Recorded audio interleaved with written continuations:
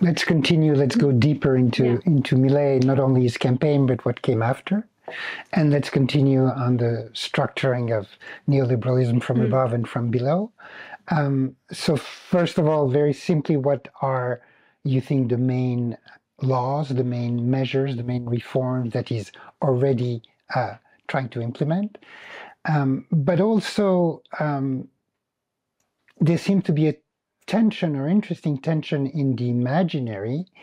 On the one hand, of course, it's all in the name of freedom, right? He says that he hates the state and he came into the state in order to destroy the state, but for freedom to blossom. But at the same time, there is a demand of sacrifice. So this is, of course, not unknown to neoliberalism, austerity and sacrifice, on the one hand, in the name of freedom. But in this case, at a moment of big liberatory explosion, how does this articulation of freedom and sacrifice operate, and how does it translate in terms of practical measures from above? Yes. Well, I think that he is innovating in the structure of the state.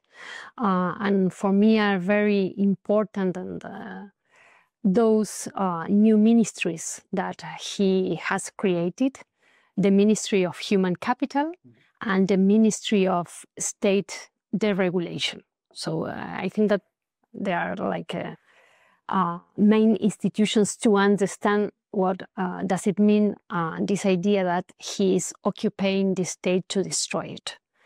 I think that is also a way to think how they are deploying this radical program that is at the same time against the state within the states. Very particular interpretation of an old, I think, left programmatic idea that we could be inside and against at the same time. I think that is another example of perverse capturing of this socialist maybe idea or programmatic idea. So those new ministries are at the core of his new institutionality. Of course, he cancelled other ministries like the Ministry of Women and Gender, and he subsumed under the Human Capital Ministry, Labor, Culture, Health, and he's also targeting public workers as the new parasites. So the lays off that his administration are producing are really, I think, we have no experience of this this way of dismantling the state, not even in the 90s, I think.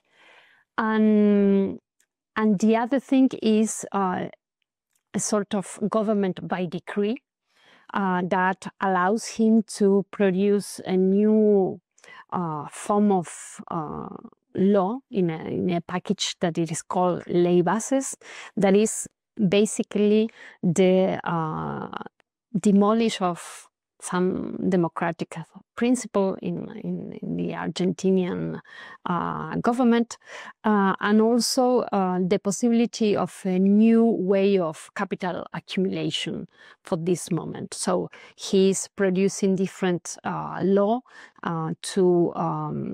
for initiatives of investment without paying taxes, for example, for foreign companies, but also he's allowing the displacement of indigenous populations, and also, he's reorganizing the whole system of, I think, of investment in Argentina, trying to attract this platform investment, this idea of neo-extractivist resources for artificial intelligence companies, and the icon of Elon Musk as the ideal entrepreneurship that finally is able to capture the state. So he's all the time trying to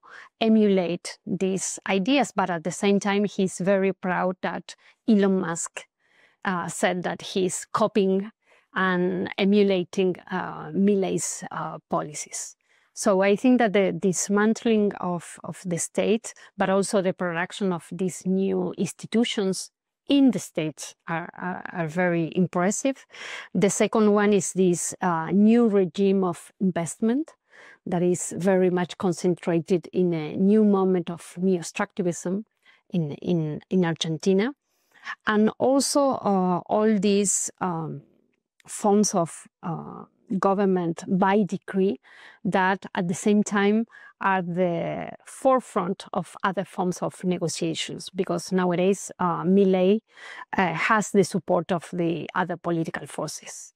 So we are in this sort of paradoxical moment that he's also being rejected by a lot of people who voted for him, because nowadays they are feeling very much affected for these austerity policies, but at the same time he's supported by, well, big interest and big companies, and he's also being supported by the political institutions and other political parties. So other political parties, such as radicalismo, such as parte del peronismo, yeah, and well, such as other forces, local forces of governors in different provinces in Argentina. So he took office without a political party, without political force in the parliament, but nowadays, after several decrees, he also managed to organize a political support for his administration. And of course, he has the complete support of the most concentrated economic sectors in Argentina. And they are doing great benefits with the difference in the currency and dollar in Argentina, and different financial, well, speculation arrangement. But I think that it's a kind of mutation of the composition of the sectors that are, in terms of economic sectors that are supporting him. And also it is an experiment in terms of how he still interpolates popular sectors or middle class, very much impoverished sectors.